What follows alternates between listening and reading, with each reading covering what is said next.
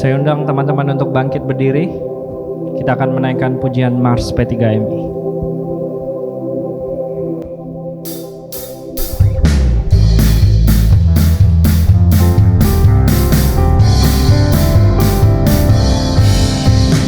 P3MI muliakan Tuhan, angkat salib setia mengikut Tuhan.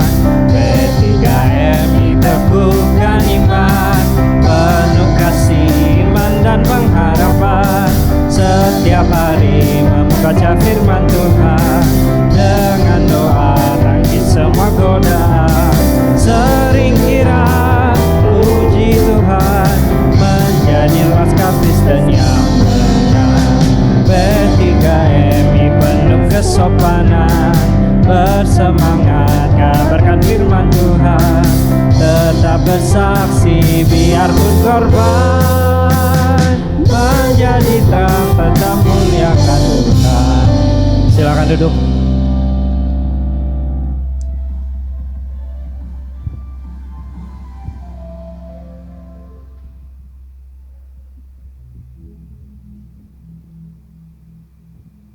Pengkhotbah 12 ayat yang pertama bilang, ingatlah akan penciptamu pada masa mudamu, sebelum tiba hari-hari yang malang dan mendekat tahun-tahun yang kau katakan, tak ada kesenangan bagiku di dalamnya. 73 tahun P3MI berdiri, bukan satu masa yang mudah dengan segala era yang ada dan hal-hal yang terjadi. Tapi P3MI boleh tetap jadi wadah buat teman-teman semua, para kaum muda, untuk boleh dapat merasakan hadirat Tuhan dan meninggikan Tuhan. Walaupun hari-hari ini kurang baik, tapi percayalah P3MI Bethlehem boleh dapat jadi tempat di mana kita boleh merasakan Tuhan, terlebih khusus untuk kebaikan Tuhan. Selama 73 tahun kebaikan Tuhan tiada hentinya untuk P3MI Bethlehem. Dan malam hari ini, maukah kita sebagai kaum muda menyerahkan diri kita kepada Tuhan, bukan karena kita yang menyerahkan diri kita, tapi karena terlalu baiknya Tuhan dalam kehidupan kita. Sudah kewajiban kita dan sudah seharusnya kita menyerahkan diri kita buat Yesus.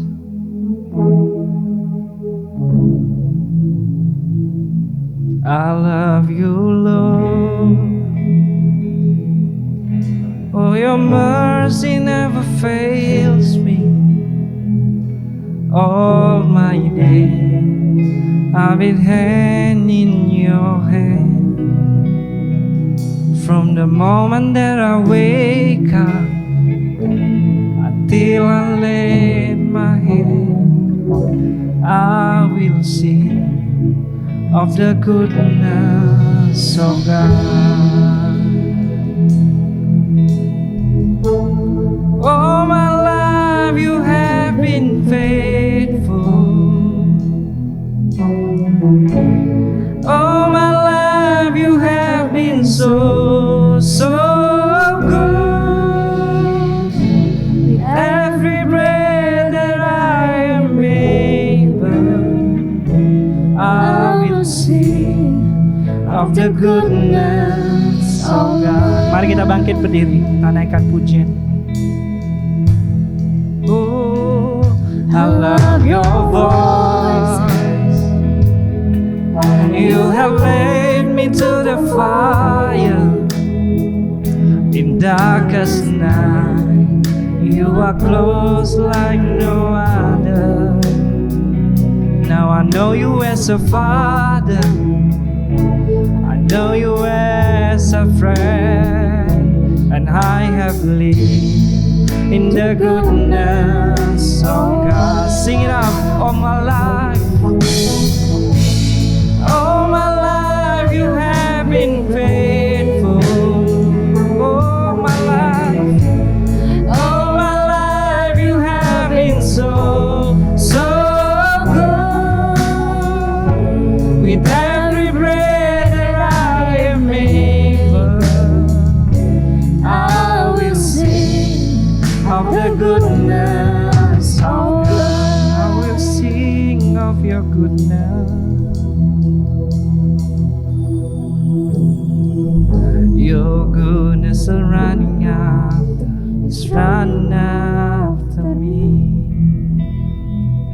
Your goodness is running after me. When my life laid down, I surrender now. I give you everything. Your goodness is running after me. Sing it out. Your goodness is running after me. Oh yeah. Your goodness is running after me. When my life laid down, I surrender now. I give you everything. Your goodness is running after. Your goodness is running after. Me. Yes, my Lord. Running after me. When my life laid down, I surrender now. I give you everything. Your goodness is running after me.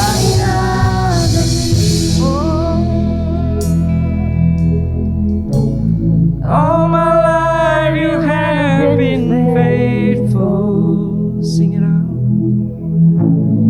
All my life you have been so good. Thank you, Jesus.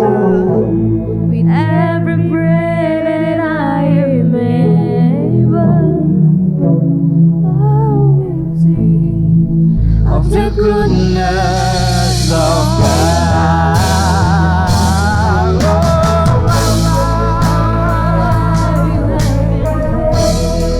All my life you have been faithful. all my life you have been So with every breath that I remember, I will sing of the goodness of God. I will sing of the goodness of God. I will sing of the goodness of God. Thank you, Lord. Kita berdoa. Bapa, terima kasih untuk setiap kebaikan-Mu di dalam kehidupan kami, Tuhan.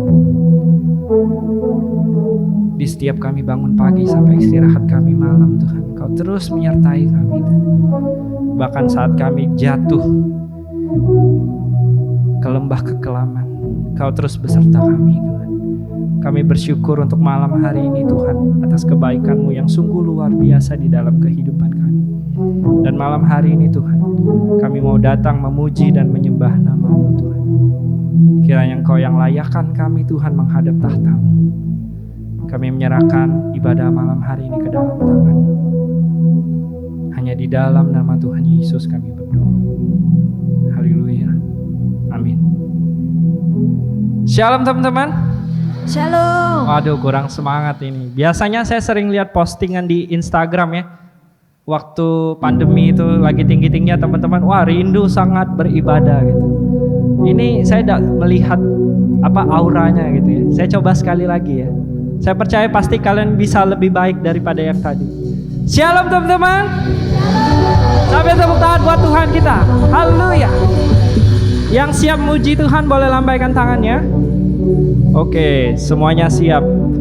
Berarti malam hari ini kita puji nama Tuhan dengan luar biasa. Amin. Sekarang kalau dulu alasannya yang saya tahu ya, kalau mau lompat, mau nari dan segala macam itu karena jarak terlalu sempit. Sekarang kalian dikasih jarak satu orang 1,5 meter. Kalian bisa lompatnya jauh-jauh, jadi bisa pindah kursi juga bisa gitu. Jadi saya percaya teman-teman mau memberikan yang terbaik buat Tuhan. Amin. Oke, kita naikkan pujian buat Tuhan kita.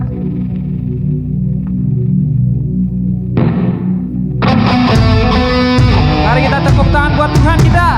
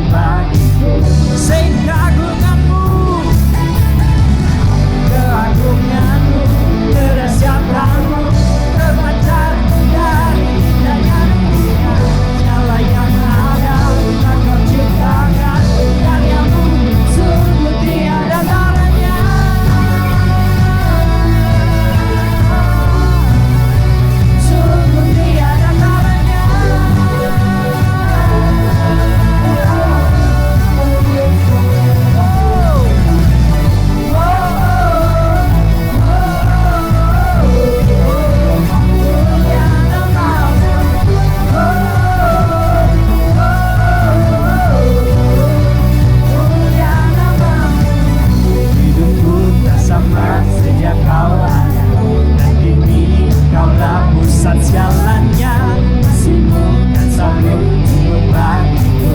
Keagungan-Mu Tuhan, keagungan-Mu, kedahsyatan-Mu terpancar dari indahnya dunia. Segala yang ada Engkau ciptakan, karya-Mu sungguh tiada taranya.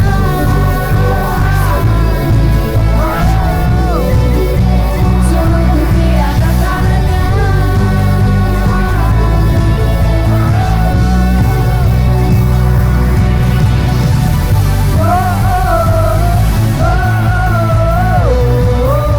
Mulia nama-Mu,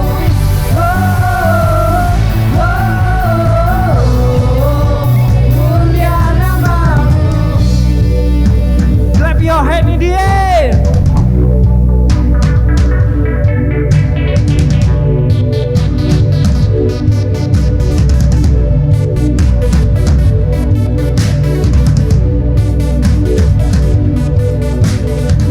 Let's we sing, to God be the glory. Woo! To God be the glory for the things He's done. To God be the glory for the things He's done. To God be the glory for the things He's done. To God be the glory for the things He's done. Here we go. Keagungan-Mu, kedahsyatan-Mu terpancar dari indahnya dunia. Kami nyatakan Yesus mulia. Segala yang ada telah Kau ciptakan, karya-Mu sungguh tiada taranya. Kami nyatakan Yesus mulia.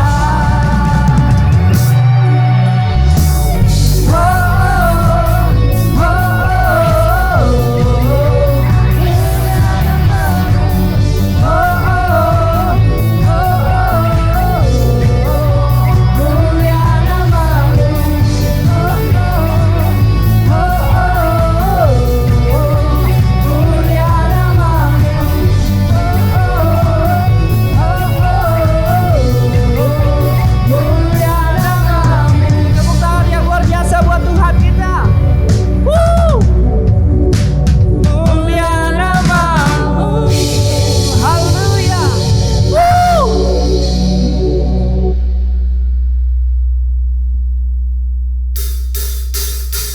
Siap puji Tuhan lagi? Come on, tepuk tangan buat Tuhan kita.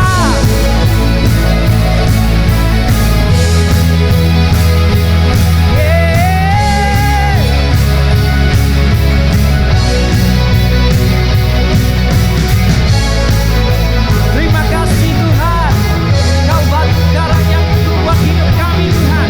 Dan malam hari ini kami mau bersorak buat nama-Mu Tuhan. Kau batu karang yang teguh, kota benteng dan perisaiku, yang menang kalahkan maut. Penyelamat yang bangkitkan hidup. Haleluya, haleluya, haleluya. Engkau mulia. Haleluya,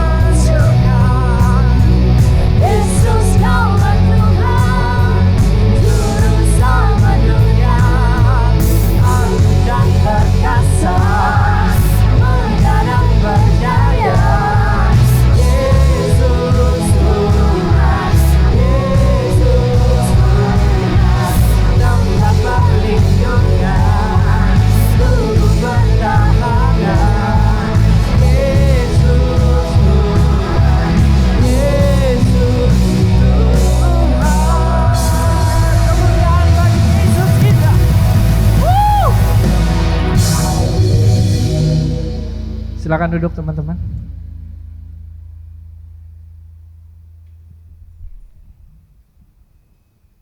Di dalam kehidupan kita sebagai anak-anak muda, sudah seharusnya kita serahkan ke dalam tangan Tuhan.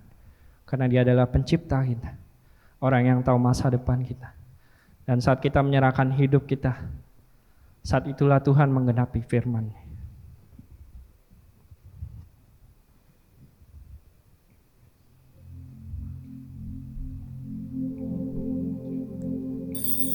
Hidupku menggenapi firman-Mu,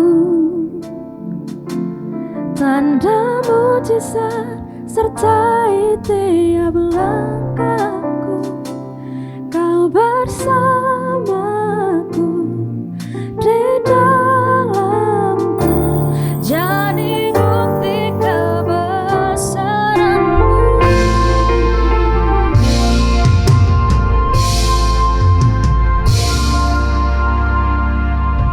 Tuhan, Kau sempurna dalam rencana-Mu dan karya-Mu. Ku serahkan hidupku, murnikan dengan Roh-Mu. Tuhan, Kau sempurna dalam rencana-Mu dan karya-Mu. ku Serahkan hidupku, murnikan dengan Roh-Mu. Hidupku menggenapi firman-Mu, tanda mujizat sertai tiap langkahku. Kau bersamaku di dalamku, jadi bukti kebesaran-Mu. Mari kita bangkit berdiri. Tuhan, Kau sempurna dalam rencana rencana-Mu dan karya-Mu. Ku serahkan hidupku, murnikan dengan Roh-Mu. Hidupku menggenapi firman-Mu. Thank you, Lord. tanda mujizat sertai tiap langkahku. Kau Bersamaku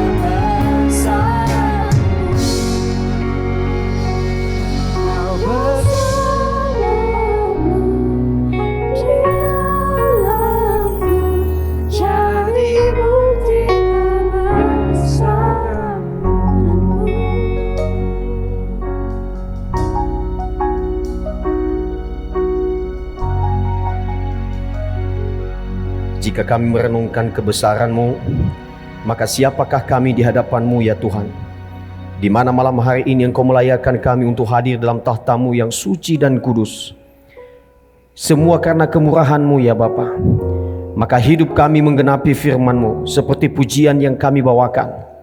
Makanya kami datang meninggalkan segala aktivitas kami, karena malam hari ini kami rindu Bapa kami di surga akan berfirman kepada kami. Malam hari ini Engkau utus hamba-Mu menyampaikan isi hati-Mu ya Bapa. Saya mohon biarlah hamba-Mu menyampaikan dengan baik, sehingga di dalam ruangan ini masing-masing kami sungguh diberkati oleh Tuhan. Terima kasih Bapa, kami siap menerima firman-Mu. Hamba-Mu yang akan menyampaikan dan semua kami yang hadir di sini diberkati oleh Tuhan. Dalam nama Yesus kami berdoa. Amin. Silakan duduk. Shalom. Kurang keras. Shalom. Puji syukur kepada Tuhan karena malam hari ini kita bisa beribadah kepadanya. Saudara-saudara sekalian, saya sedikit terkejut tadi, ternyata pemuda ulang tahun yang ke-73. Sebenarnya ini kalau di Sumatera Utara namanya ini sudah opung atau sudah mbah ya, itu ya. Jadi puji syukur kepada Tuhan, dan malam hari ini kita akan membahas tema ini khusus tema yang diberikan kepada saya. Saudara-saudara sekalian, saya mengajak kita saya mengangkat tema ini di dalam 2 Tawarikh pasal 34 ayat 1 sampai dengan 7. 2 Tawarikh pasal 34 ayat 1 sampai dengan 7. Kalau sudah mendapatkannya, saya akan membaca dari depan sini. Saudara-saudara sekalian, perhatikan di kitab suci masing-masing. Ya, kita belajar dari figur Yosia, seorang anak muda, bahkan bisa dikatakan semasa pemerintahannya dilakukan pada waktu dia masih muda. Jadi ini satu figur yang harus kita teladani, dan marilah kita ekspos di dalam Alkitab apa yang menjadi rahasianya. Dan saya berharap kita semua yang sudah belajar malam hari ini, kita akan belajar dari seorang Yosia dan mengambil keputusan-keputusan yang sudah diambil oleh Yosia ini, kita praktikkan dalam hidup kita masing-masing. 2 Tawarikh pasal 34 ayat 1 sampai dengan yang ke-7. Begini firman Tuhan. Yosia berumur 8 tahun pada waktu ia menjadi raja, dan 31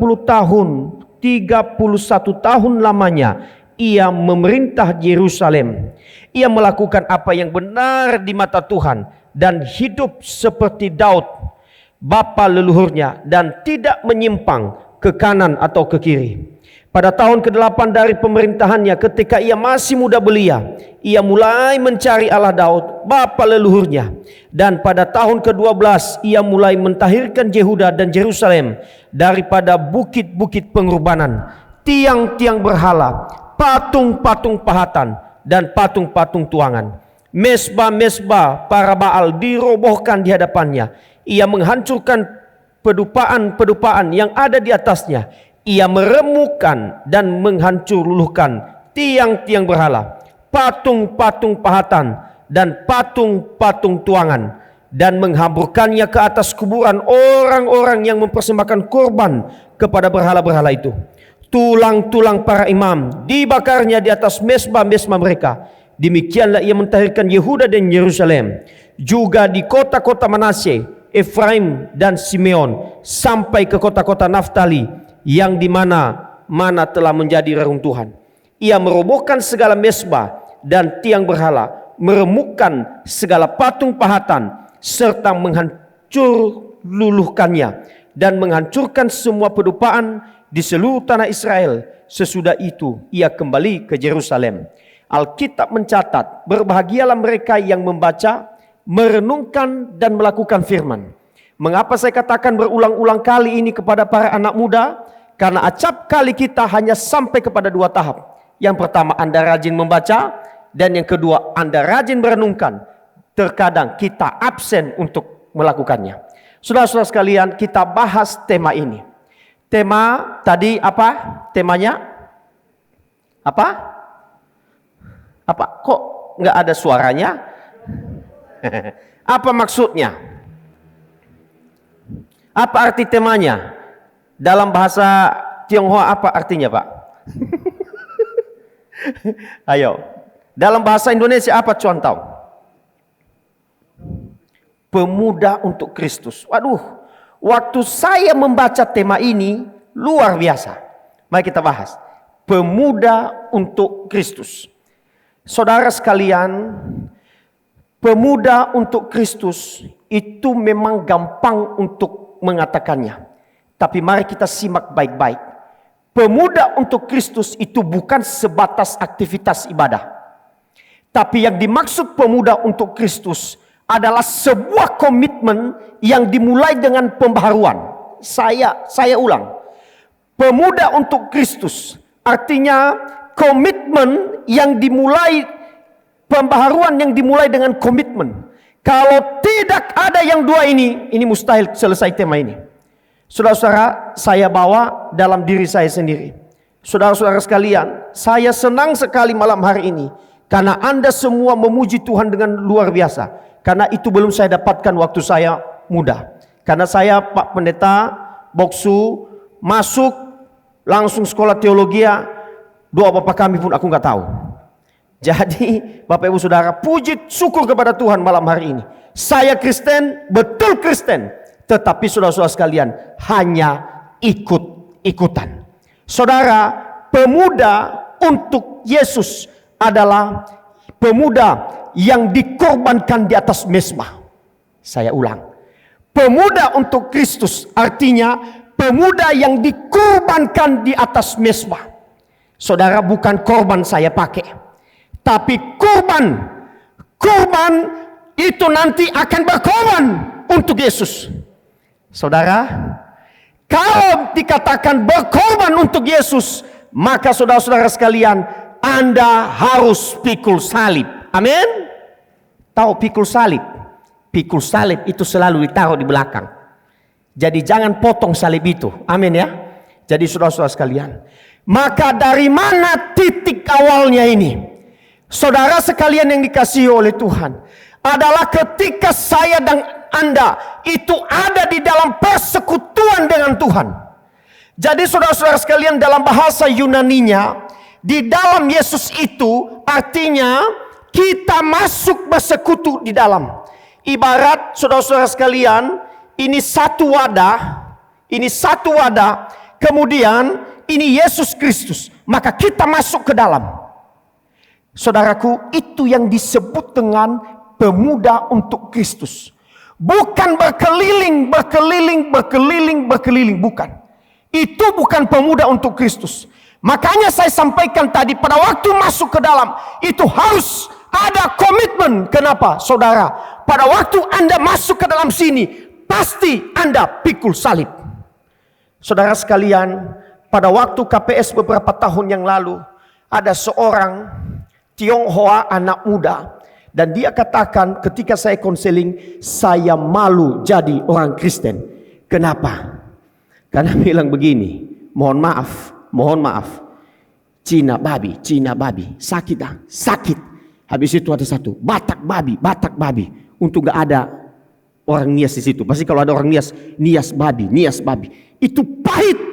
Tapi saudaraku yang dikasih oleh Tuhan, itulah konsekuensi ketika Anda dan saya di dalam Kristus. Makanya ketika ada tema ini harus kita paham baik-baik. Karena memang ada hal yang harus kita pikul. Ada penghinaan, ada kesakitan yang kita terima tiap-tiap hari. Saudara-saudara sekalian, memang seolah-olah ketika ada di dalam Kristus itu, seolah-olah kebenaran itu bisa disalahkan, namun tidak pernah bisa dikalahkan. Amin. Saudara-saudara sekalian, itulah konsekuensi. Malam hari ini saudara-saudara, kita sudah mengerti teologianya tadi, bahwa kita di dalam Kristus. Sekali lagi, karena ini teologinya, maka saya berulang-ulang. Ini Anda, mohon maaf, anggaplah ini saya. Maka saya katakan malam hari ini, saya untuk Kristus. Maka saya masuk ke dalam. Di dalam untuk apa? Mengalami yang disebut dengan pembaharuan hidup. Di dalam Kristus kita mengalami yang disebut dengan pembaharuan hidup. Maka ketika kita mengambil keputusan di dalam Kristus, kita masuk lagi ke dalam dunia. Untuk apa? Untuk mempraktekkan, atau bahasa para teolog, mengefisienkan, mengaplikasikan apa yang sudah kita terima dalam Kristus ke dalam dunia. Jadi saudara-saudara sekalian, jangan Anda menganggap Anda percaya kepada Yesus, maka Anda biasa-biasa saja hidupnya. Tidak. Anda percaya kepada Yesus, maka Anda harus mempertahankan keselamatan itu. Kenapa saudara-saudara sekalian? Kalau Anda tidak mempertahankan keselamatan itu, maka Anda pasti juga akan hancur dan sama dengan dunia. Saudara-saudara sekalian, ada satu figur di dalam perjanjian lama, yaitu Yosia. Mari kita perhatikan baik-baik. Saudara, orang Israel setiap memberikan nama itu punya arti. Yosia artinya ia yang didukung Allah, atau bahasa sederhananya disebut dengan Allah menopang. Kita belajar dari biografinya. Dalam 2 Tawarikh pasal 34, Alkitab mencatat bahwa Yosia menjadi raja ketika ia berumur 8 tahun. Berarti masih sekolah minggu. Masih sekolah minggu. Kata ia menjadi raja, kok jadi bahasa begitu dia?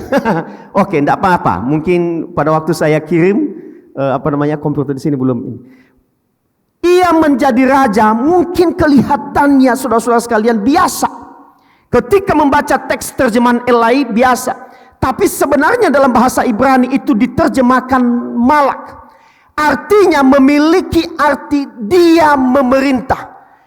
Saudara-saudaraku, teks ini memberikan sebuah deskripsi kepada kita bahwa pada waktu umur 8 tahun ia sudah mulai memegang jabatan kepala pemerintahan, atau di Indonesia namanya presiden. 8 tahun. Kan begitu ya, masih muda. Aduh, mungkin baru dicubit-cubit itu. Tapi siapa yang berani cubit raja? Siapa yang berani cubit raja? Gak ada yang berani. Ya, gak ada yang berani cubit raja. Tapi kan gemes kita semua kan lihat ya. Sama seperti kita lihat Cuantau, kan gemes kan? Nah, 8 tahun. Ia seorang anak dan masih sangat muda. Saudara-saudara sekalian, itu yang pertama yang harus kita pahami. Saudara,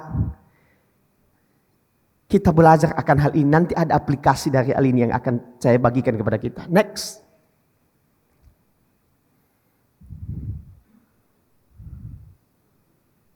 Kenapa begini ya? Oke, saya pakai HP saya aja kalau begitu. Maaf contoh. Oke. Oh ada. Oke.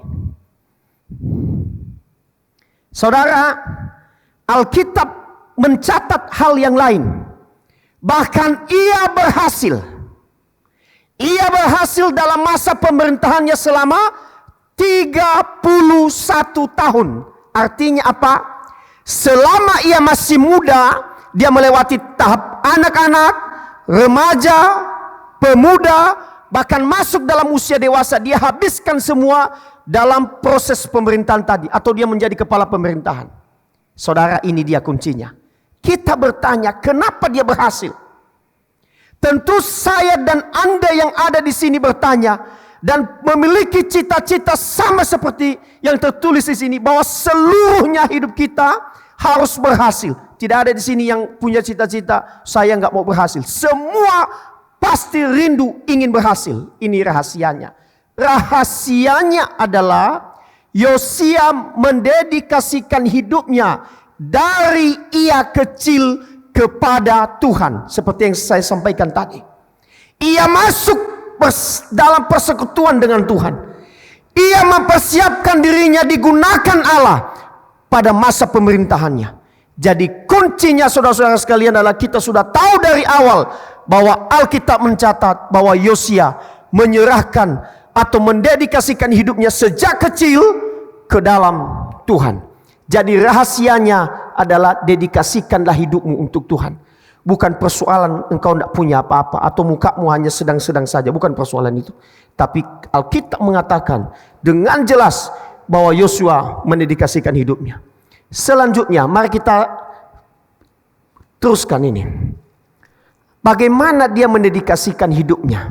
Yaitu Yosia melakukan apa yang benar di mata Tuhan. Ayat 2. Saudara, dari kata ini melakukan apa yang benar, kita menemukan 3 makna. Jadi ketika Anda tadi membaca di sini melakukan yang benar di mata Tuhan, maka kita memahami 3 makna. Yang pertama, kata apa yang benar itu ditulis dalam bahasa Ibraninya yashar. Artinya hidup jujur. Waduh, luar biasa. Saudara sekalian yang dikasihi oleh Tuhan, hidup jujur. Dimanapun Anda pergi, Anda hidup jujur, pasti menjadi orang kepercayaan. Betul? Saudara, seorang sponsorship kita Pak di Muara Enim bernama Pak Daniel. Saya tanya kepada dia suatu hari, Pak Daniel, kenapa begitu Bapak berhasil dalam usaha Bapak ini, bisnis Bapak ini? Apa dia sampaikan kepada saya? Pak Febri, sejak kecil kami sudah diajarkan oleh papa saya tentang hidup jujur. Saudara, bangsa ini bukan tidak ada orang pintar, banyak orang pintar. Tetapi sangat jarang yang hidup jujur. Jadi saudaraku yang dikasihi oleh Tuhan, kalau Alkitab malam hari ini berkata kepada kita bahwa Yosia melakukan apa yang benar di mata Tuhan, maka arti yang pertama bahwa Yosia hidup jujur. Saudara, waktu saya masih SMA, saya ngaku-ngaku sajalah. Jajan dari rumah boksu sedikit.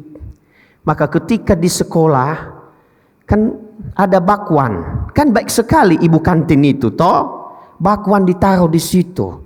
Karena presuposisinya semua anak sekolah jujur-jujur dan manis-manis. Saudara, ambil 5, mengakunya 2. Nah, coba dulu bayangkan itu.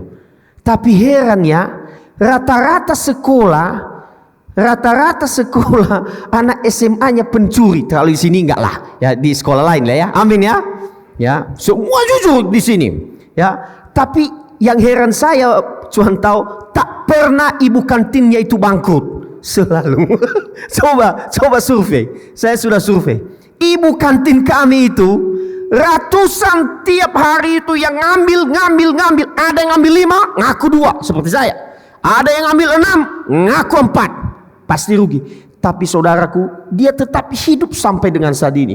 Tetap jualan. Saya juga nggak tahu kenapa, bagaimana berkali-kali bagi-baginya itu. Kan kurang saya soal itu. Saudaraku, yang pertama adalah hidup jujur. Yang kedua dapat diartikan dianggap baik atau diterima baik. Saudaraku, apa maksudnya kita diterima orang lain baik? Saya kasih contoh begini. Saudara, suatu hari mahasiswa ada yang datang ke rumah. Saya Bapak Asrama Putri. Dia datang dari Aspra. Bapak ini, saya protes. Silakan duduk. Saya protes dengan Bapak karena Bapak tidak mengizinkan pacar saya itu saya merayakan ulang tahunnya. Kan begitulah, nggak boleh. Kami di sana memang nggak boleh Pak, sembarangan. Saudara, kalau aku dalam struktural, saya dosennya. Selain dosen saya Bapak Asrama. Selain Bapak Asrama saya pegang satu struktural, itu saya kaprodi. Saya bisa adukan dia itu. Tapi saya harus memahaminya. Saya punya konsep begini. Saya ibaratnya punya ilmu 13. Dia baru 7. Maka aku harus turun ke 7 itu, ke level dia untuk menjelaskan. Itu yang namanya diterima baik. Akhirnya apa? Saya layani dia, maka dia menerima saya. Setelah dia terima saya, baru saya sampaikan kepada dia hal yang benar. Itulah yang dimaksud firman ini. Saudara dikasih oleh Tuhan, pemuda Kristen, kenapa banyak sekali persoalan di tengah-tengah keluarga Anda dan bapakmu dan mamamu, atau Anda dengan saudaramu? Karena Anda sedang mempertahankan level Anda. Saya dengan istri, saudara-saudara sekalian, saya bersaksi, ini kan direkam, nanti aku kasih tahu ke dia. Ini saksi bahwa saya juga kadang-kadang harus turun level untuk menjaga ini. Kenapa banyak perceraian? Kenapa sesama saudara berkelahi?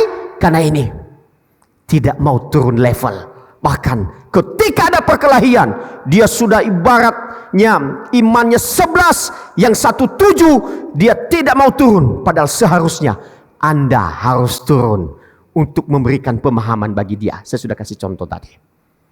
Saudaraku, arti selanjutnya, ia melakukan apa yang benar. Artinya Yosia memerintah. Aduh ini ya, saudaraku, saya berdoa pemuda di sini akan menjadi orang kaya semua. Amin. Jangan miskin. Orang miskin karena malas. Ya, jangan anggap ya uang itu tidak perlu. Anda butuh uang, amin. Tapi saudara-saudaraku, bukan segala-galanya, tapi Anda butuh uang. Kenapa saya katakan tadi, ya, saya berdoa Anda kaya semua. Anda kaya karena Anda diberkati Tuhan, bukan Anda kaya karena Anda nipu-nipu. Ketika nanti Anda kaya, lakukan ini. Pasti Anda memerintah. Ketika Anda memerintah, mohon maaflah, bukan kekayaan, berkuasalah. Karena sebentar lagi ini level memimpin ini. Paling tidak memimpin diri sendiri, memimpin keluarga. Pakai prinsip ini. Memerintah berdasarkan perkataan Allah. Waduh, saudara sekalian yang dikasih oleh Tuhan, saya ulang. Memerintah berdasarkan perkataan Allah. Saudara, kami ada kebiasaan di kampus. Jam 5 bangun, ya Bung ya, pakai koko atau Bung ini, abang ya Bang Morang ya, bahwa jam 5 sudah bangun, setengah 5 sudah bel, bel, doa. Suatu hari Boksu, ini nggak usah kau ikuti ya, ini saya agak ekstrim. Saya nonton Hotman Paris Hutapea. Satu sisi saya setuju dengan Hotman, tapi satu sisi saya nggak setuju. Ya, saya lihat dia jam 3 sudah bangun. Gak usah kau ikuti ini ya. Akhirnya saya katakan, si Hotman ini kerjanya apa? Dia advokat, bekerja untuk dirinya sendiri. Aku hamba Tuhan. Ingat ya. Maka akhirnya aku bilang ke istri, Mah, aku mulai besok bukan lagi jam setengah 5 aku bangun. Jam 3 aku mau kalahkan si Hotman. Istriku bilang begini, Papa ini kurang waras. Papa kan belajar sampai jam 11. Kalau Papa tidur, nanti kurang tidurnya. Ku coba. Puji Tuhan. Sudah sebulan ini jam 3 saya bangun. Ku kalahkan si Hotman. Karena menurut saya si Hotman ini dia bekerja untuk membela perkara orang. Kok saya berurusan dengan Taurat Tuhan? Saya hanya sedikit firman. Saya nggak tahu jam 3 kau lagi ngapain. Dingin kok ya. Dingin. Anda jangan ikut saya karena itu ekstrim.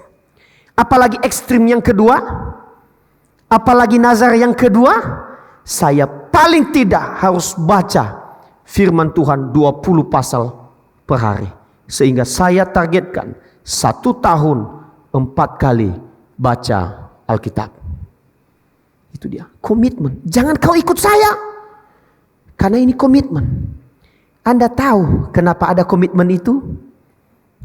Ganteng-ganteng begini udah pernah kena COVID. Boksu. Waktu Boksu hubungi saya pertama, saya sedang di insoman. Saudara sekalian, saya duduk di hadapan Tuhan karena jam 2 malam saya sesak. Karena memang itu ya, saturasinya itu kan dicek itu kalau nggak salah 93. Saudara sekalian, saya telepon Dr. Doli Sitompul yang ngurus saya. Dia katakan kepada saya percaya Bapak Pendeta pasti nggak lewat. Saya satu sisi lewat ini. Aku ingat istriku, aku ingat anakku. Ada permintaanku kepada Tuhan. Bapak, saya masih muda. Sayanya bukan yang nggak mau cepat-cepat naik ke surgamu itu. Siap, malam ini juga siap. Tapi saya masih muda. Saya dalam proses sekolah. Buat apa aku capek-capek selama 10 tahun ini untuk sekolah, tapi tidak dipakai untuk melayani anak-anak muda, remaja, kemudian melayani jemaat Tuhan. Puji Tuhan. Diberikan hikmat Tuhan. Enggak tahu tiba-tiba saya buka ini telepon, HP. Ada yang bersaksi katanya makan bawang putih. Malam itu boksu, ku telepon istriku, kirim bawang putih, aku lagi sesak. Ku makan bawang putih. Anda tahu sebelumnya tidak ada makanan yang enak. Yang kena COVID semua makanan seperti makan sandal swallow. Tahu sandal swallow itu? Makan sandal swallow itu. Tapi harus makan. Perut lapar tapi kayak makan sandal swallow. Saudara, dari situlah nazar itu mulai. Sudah sebulan. Doakan supaya aku tetap konsisten. Istri saya memang bilang, Papa jangan ikut-ikutan si Hotman. Tapi tidak, saya bilang ke istri saya, tidak, aku mau lebih dari si Hotman. Karena aku adalah hamba Tuhan. Ini terserah Anda ya. Tapi jangan tinggalkan ini. Terkadang banyak anak muda berani melangkah tanpa baca firman. Hati-hati saudara-saudara sekalian. Disinilah letaknya kita gagal. Kita tadi katakan, hidupku untuk Tuhan. Waduh, luar biasa. Tapi ingat, ini salib. Ini salib kitab Taurat. Dia ikut perkataan Tuhan. Selanjutnya, apa yang dilakukan Yosia ketika dia menyerahkan hidupnya kepada Tuhan? Lanjut. Ini dia. Yosia tidak menyimpang ke kanan, ke kiri. Saudara, ini konsepnya. Anda dan saya dicipta untuk mengikuti langkah Yesus. Semua berkata amin. Tadi kita sudah komitmen bahwa hidupku untuk Tuhan. Maka saudara, di mana Yesus melangkah, maka tepat kakimu juga di situ. Itu maksudnya. Jadi telapak kaki Yesus persis Anda harus tahu. Maka Yosia melakukan hal yang sama saudara. Yaitu tidak menyimpang ke kanan dan ke kiri. Apa maksudnya? Ada dua makna. Yang pertama, bahwa dia tidak menyembunyikan apapun di hadapan Tuhan. Termasuk pacarnya, dia sampaikan kepada Tuhan. Termasuk pergumulan hidupnya, dia sampaikan kepada Tuhan. Termasuk usahanya, termasuk pendidikannya, dia sampaikan kepada Tuhan. Makanya tak ada sedikit pun yang dia sembunyikan kepada Allah yang Maha Tahu. Karena dia tahu di dalam presuposisinya Allah adalah yang tahu segala-galanya. Makna yang kedua, hatinya lurus dengan selalu mengoreksi diri di hadapan Tuhan. Hatinya lurus, hatinya selalu tulus melakukan segala sesuatu. Tidak ada udang di balik bakwan untuk melayani Tuhan. Itu maksudnya.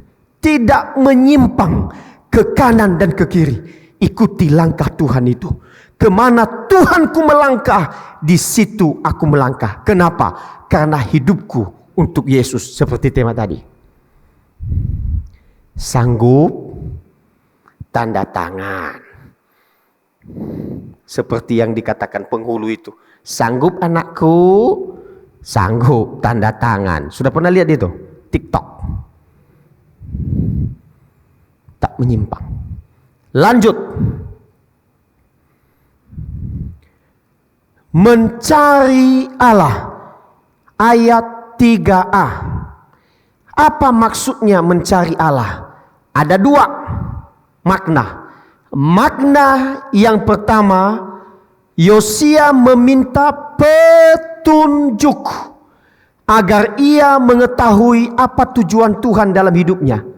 Bukan cari di Google. Karena Google kadang-kadang salah, bahkan sudah pernah salah. Waktu saya beberapa tahun yang lalu pergi pelayanan ke Lampung, saya pakai Google Map. Kau tahu dia arahkan aku kemana? Ke jalan kecil yang menurut dia cepat. Ku ikuti jalan itu, jalan setapak bro. Mana bisa masuk mobil jalan setapak. Tapi menurut dia ini jalan yang cepat. Saudaraku, apa maksudnya? Yosia mencari Allah artinya meminta petunjuk kepada Tuhan. Apa tujuan Tuhan menciptakan aku? Apa tujuan Tuhan aku menikah? Apa tujuan Tuhan aku bekerja dan melayani di sini? Selanjutnya, meminta visi yang jelas dari Allah. Saudara, semua di sini 80% belum menikah. Betul ya? Sudah menikah kok? Hah? Belum? Kayaknya 6 bulan lagi menikah ini. Ya. Kok? Ya, perhatikan. Ingat, dengar ini. Kesalahan banyak bapak-bapak Kristen di sini. Menikah main hajar aja. Nggak boleh begitu. Seorang papa, ya, seorang papa harus yang mendapatkan visi dari Tuhan. Contohnya aku. Bukan istriku yang dapat visi, tapi papa, laki-laki. Mengapa? Karena dia imam. Di sini tepat sekali. Yosia mencari Allah artinya mendapatkan visi dari Tuhan. Dari manakah Anda dapat visi? Hanya satu. Persekutuanmu dengan Tuhanmu. Dengan Yesus Kristus. Bukan hanya di persekutuan di sini. Persekutuan di sini, saudara-saudara, ini bersama-sama. Tapi persekutuan pribadi dengan Tuhan. Untuk apa? Untuk mencari Allah.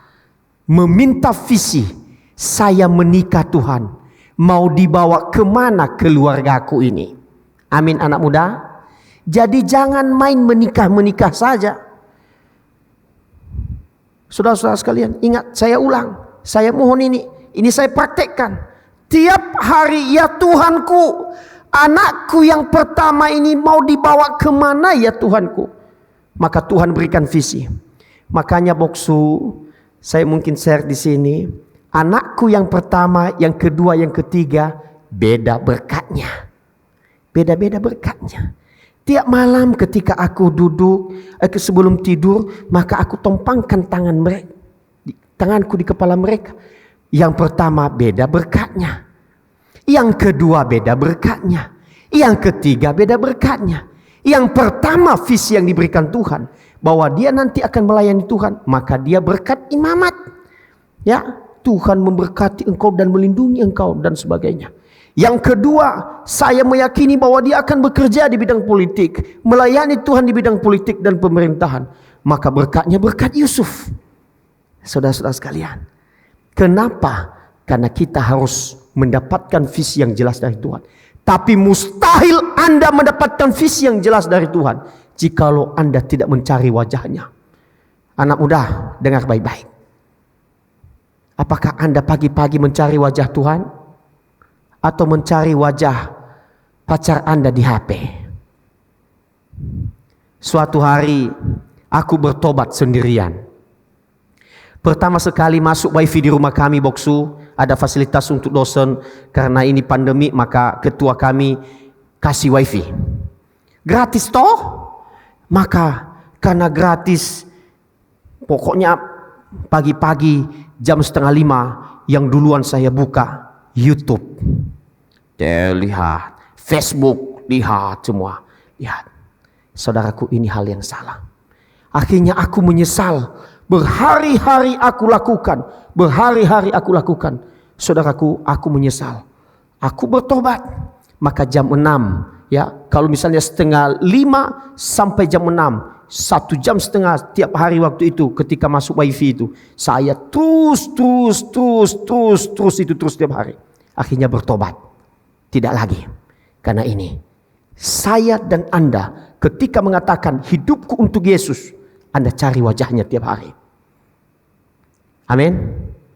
Sepakat? Kecil sekali suaranya. Siapa yang sepakat angkat tangan? Amin. Mau cari wajah Tuhan? Saudaraku, sekalipun Anda berada dalam lembah kekelaman, kalau Anda sedang mencari wajah Tuhan, Anda mendapatkan visinya luar biasa. Saudara sekalian, nggak apa-apa saya share di sini untuk memotivasi Anda. Saya ingin membuktikan kepada Anda bahwa saya memang butuh uang, tapi uang bukan segalanya. Saudara yang dikasihi oleh Tuhan Yesus Kristus, saya menceritakan ini bukan kau imani ya. Ini yang saya alami.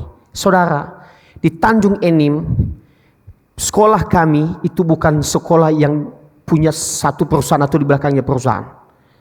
Anda bayangkan, saya dengan istri, dengan 3 anak, udah bapak asrama, udah memiliki jabatan banyak, dikasih jabatan berdobel-dobel, biasa di EPPI. Saudara, hanya dihargai saya dengan istri itu 4 juta. Mahasiswa tanya kepada saya, Bapak 4 juta gajinya karena slip gaji kami tiba-tiba teledor bendaharanya Pak. Dibaca sama mahasiswa, ketahuan semua gaji. Satu sisi bangga, satu sisi malu. Tapi karena udah ketahuan, ku ceritakan di sini. Malu. Saudara sekalian, 4 juta. Menurut logika orang, mana bisa hidup 4 juta di masa pandemi, nggak boleh kemana-mana, dikunci dalam situ. Saudaraku yang dikasihi oleh Tuhan, tapi saya mau pastikan kepada Anda bahwa selama pandemi kami dipelihara oleh Tuhan. Tak pernah saya minta kepada siapapun. Ini direkod. Saya bisa pertanggungjawabkan kata-kata saya. Bahkan saya tambah gemuk, naik 3 kilo. Waktu aku duduk tadi, aku pakai baju ini, baru pertama aku pakai, sesak. Ini perut ini udah gak sispek lagi. Sudah gak ganteng lagi, aku sesak tadi pakai. Tuhan pelihara. Karena Anda tahu, hamba Tuhan bukan mati gara-gara kelaparan, tapi gara-gara kolesterol. Lanjut. Anda menjadi solusi, pemberi solusi. Nanti baca sendiri. Di sini teks ini Yosua menjadi pemberi solusi. Solusi khusus di sini saudara-saudara sekalian adalah solusi masalah kerohanian. Next. Nah, apa implikasi pola kehidupan Yosua dari dalam kehidupan pemuda? Ini hal yang Anda catat. Bahwa Anda dicipta sebagai pemimpin. Amin. Di ruangan ini Anda dicipta sebagai pemimpin. Di umur 73 tahun. Saya berseru kepada Anda menyampaikan suara kenabian. Hai pemuda GMI Bethlehem Palembang. Anda dicipta sebagai pemimpin. Amin. Itu yang pertama. Terserah latar belakangmu apa. Status keluargamu apa? Siapapun Anda saat ini, dan saya pastikan renungan di umur 73 tahun ini bahwa Anda semua dicipta sebagai pemimpin. Itu yang pertama. Yang kedua. Next. Namun saya membaca artikel penelitian terbaru. Ini saudara-saudara sekalian, ini jurnal ini adalah Sinta 2. Sinta 2 itu grade-nya di jurnal nasional, artinya dia nomor 2. Di urutan kedua, Sinta 2. Ditulis oleh Pak Wijaya. tahun 2015. Ini dia. Sebagai pemimpin, Anda harus memanfaatkan sebaik mungkin teknologi di saat ini. Ini penelitian 6 tahun yang lalu dan masih up to date, karena biasanya dalam riset 10 tahun. Kan begitu ya? Ini baru selesai S2-nya. Oh sudah. Wah, adiknya kemarin. Sorry. Ya. Oke. Ini masih berlaku. Anda dan saya sebagai pemimpin di era ini, Anda harus memanfaatkan sebaik mungkin teknologi. Ingat ya, sebaik mungkin. Yang kedua, Anda harus menjadi pendengar yang baik. Yang ketiga, cerdas dalam mengambil peluang. Tadi yang ini saya yang jemput, saya katakan Anda harus cerdas mengambil peluang, mendingan memimpin diri sendiri daripada ikut-ikut orang lain. Cerdas mengambil peluang. Gereja juga cerdas mengambil peluang. Saya juga harus cerdas mengambil peluang.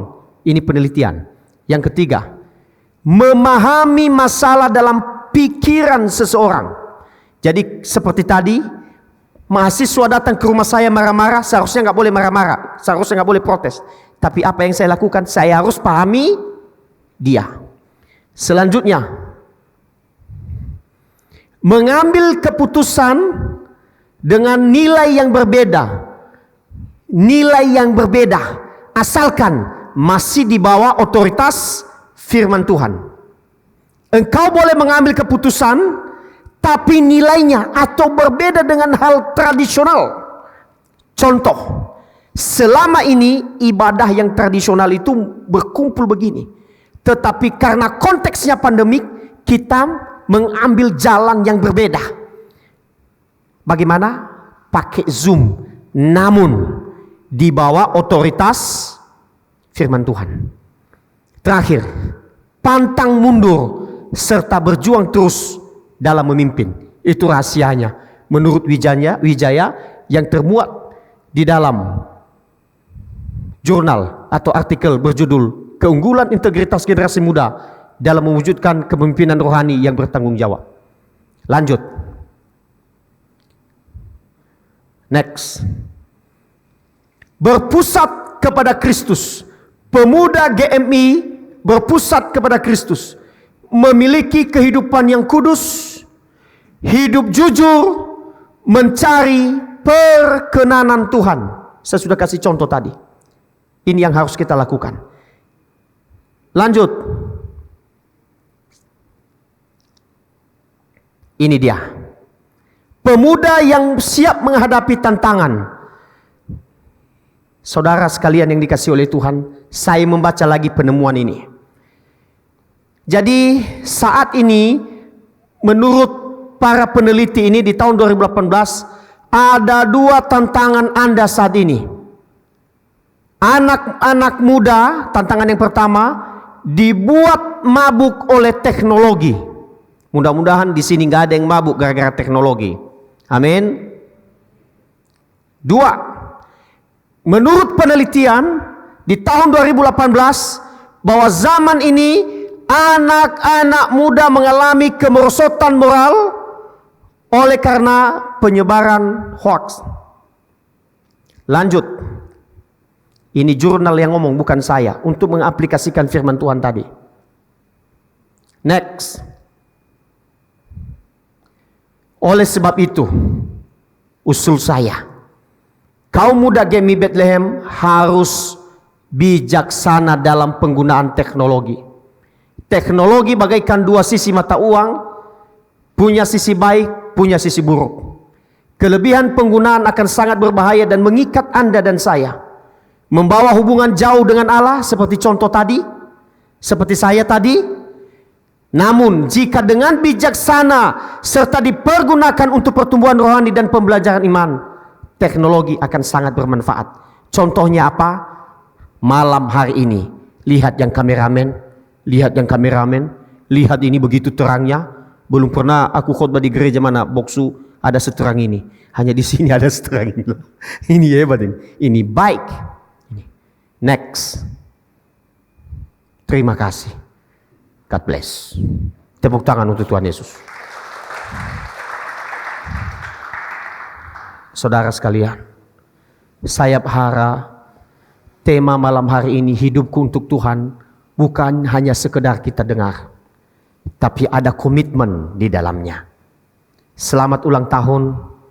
Saya yakin pemuda GMI Bethlehem begitu sangat kreatif, luar biasa, sangat kreatif, diberkati oleh Tuhan. 73 tahun, luar biasa, sudah opung, tapi walaupun sudah opung-opung, tapi semangatnya luar biasa. Tuhan Yesus memberkati. Mari kita tundukkan kepala kita berdoa. Bapa, terima kasih. Hamba-Mu sudah menyampaikan isi hatimu. Saya mohon biarlah isi hatimu dapat diterjemahkan ya Tuhan dalam hidup kami masing-masing. Saya telah menyampaikan firman-Mu, dan biarlah firman-Mu ini menggerakkan hati kami untuk hidup takut akan Tuhan. Saya mohon kepadamu, tema malam hari ini bahwa hidup kami untuk Tuhan, untuk Yesus, biarlah itu menjadi komitmen kami. Ya Bapa, saya sendiri juga belajar mengikut langkah-Mu. Saya sendiri juga mau taat. Beberapa kesaksian hidup saya kutip untuk saya sampaikan kepada mereka. Walaupun ini bukan standar kebenaran, tapi ini menjadi contoh bagi mereka. Contoh hidup beriman. Karena hamba sendiri juga melakukannya. Oleh sebab itu dalam nama Yesus saya memohon kepada Tuhan, limpahkan berkat-Mu kepada para pemuda Kristen yang ada di GMI Bethlehem, yang sedang susah mencari pekerjaan, diberikan pekerjaan oleh Tuhan. Jadikan mereka kepala, genapi firman-Mu atas hidup mereka ya Tuhan. Ya Bapa, tolong dan berkati mereka. Terpujilah Engkau ya Bapakku. Dalam nama Yesus kami berdoa. Amin. Untuk merespon firman Tuhan kita pada hari ini, mari kita naikkan puji, bukti kebesaran.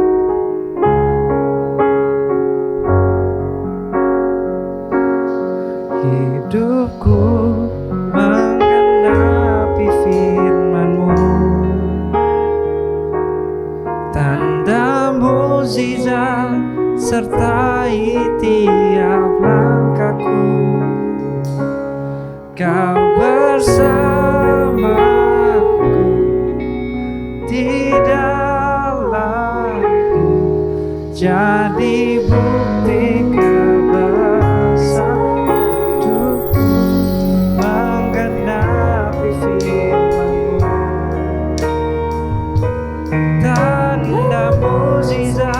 Sertai tiap langkahku, Kau bersama di dalamku, jadi bukti kebesaran-Mu. Kau bersamaku di dalamku, jadi bukti kebesaran-Mu. Kita akan memberikan yang terbaik buat Tuhan kita. Bagi petugas boleh dapat mempersiapkan diri.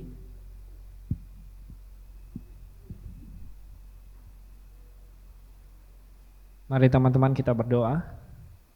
Bapa, kembali kami bersyukur untuk kebaikan-Mu Tuhan, di mana malam hari ini kami boleh beribadah, hadir di dalam hari ulang tahun P3 kami Tuhan. Kami bersyukur untuk firman yang boleh disampaikan, dan kami mau memberikan sebagian berkat yang Tuhan sudah sediakan buat kami.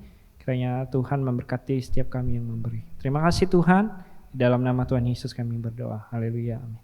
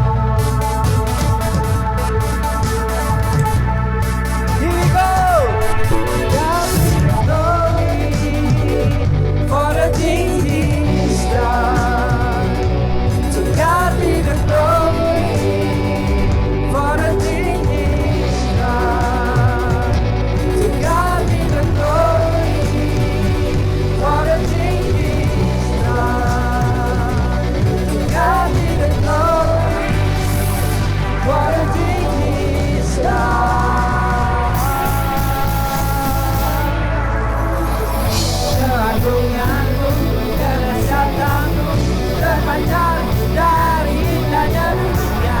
Kami nyatakan Yesus mulia.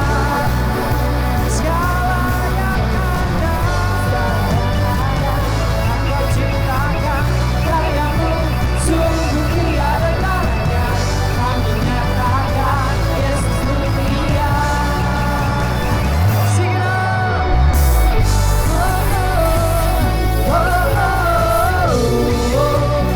Mulia namamu.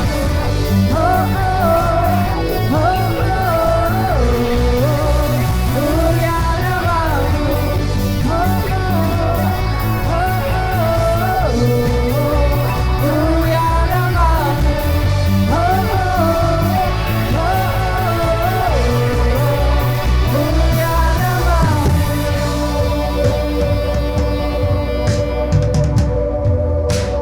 Mulia namamu. Thank you. Kita akan mengakhiri ibadah kita malam hari ini. Teman-teman tetap bangkit berdiri. Kita akan menaikkan doa yang diajarkan Tuhan Yesus kepada kita. Doa Bapa kami.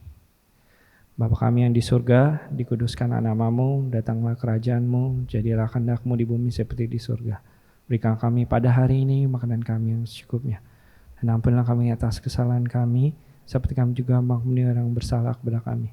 Dan jangan bawa kami ke dalam percobaan, tapi lepaskanlah kami daripada yang jahat. Karena Engkau yang punya kerajaan dan kuasa dan kemuliaan sampai selama-lamanya. Amin.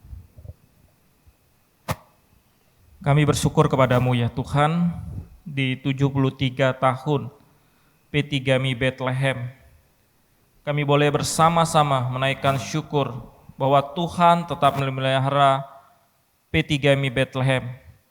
Ketika kami boleh melihat ke belakang, kami boleh merasakan pimpinan Tuhan yang luar biasa itu. Dan pada malam hari ini ya Tuhan, kami boleh belajar dari kebenaran firman Tuhan. Biarlah kami boleh menjadi anak-anak muda yang boleh hidup taat kepada kebenaran firman Tuhan.